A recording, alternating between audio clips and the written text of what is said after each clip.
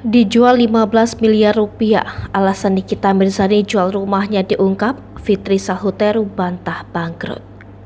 Masih di dalam penjara, kini isu Nikita Mirzani bangkrut kembali terdengar. Nikita Mirzani disebut bangkrut hingga ia dikabarkan telah menjual rumahnya. Bahkan, iklan rumah mewah Nikita Mirzani itu telah tersebar di sosial media. Tak tanggung-tanggung, rumah Nikita Mirzani itu dijual dengan harga hingga belasan miliar. Mendengar kabar Nikita Mirzani bangkrut, Fitri Sahuteru selaku sahabat pun memberikan reaksi.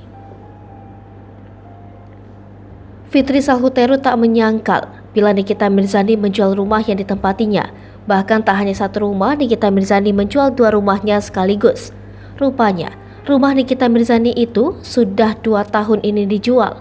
Fitri Sahuteru juga mengungkapkan kedua lokasi rumah Nikita Mirzani yang akan dijual.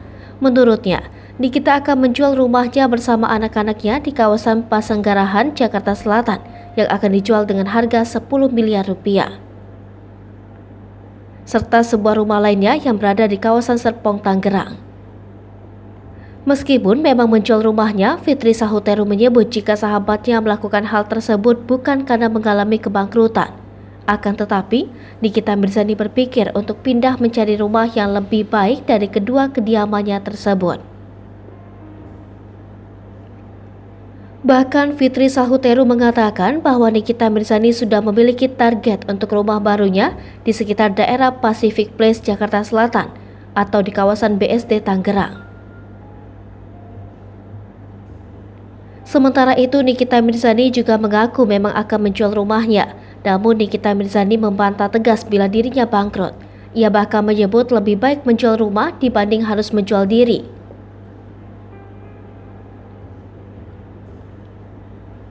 Bahkan Nikita Mirzani juga menyinggung komentar pedas netizen yang tak kunjung henti ia dapatkan. Apalagi kini dirinya tengah ditahan oleh pihak kepolisian karena kasusnya dengan Dito Mahendra. Hai pemirsa Sripopo TV, jangan lupa komen, like, dan subscribe, serta tonton terus berita-berita terupdate lainnya ya.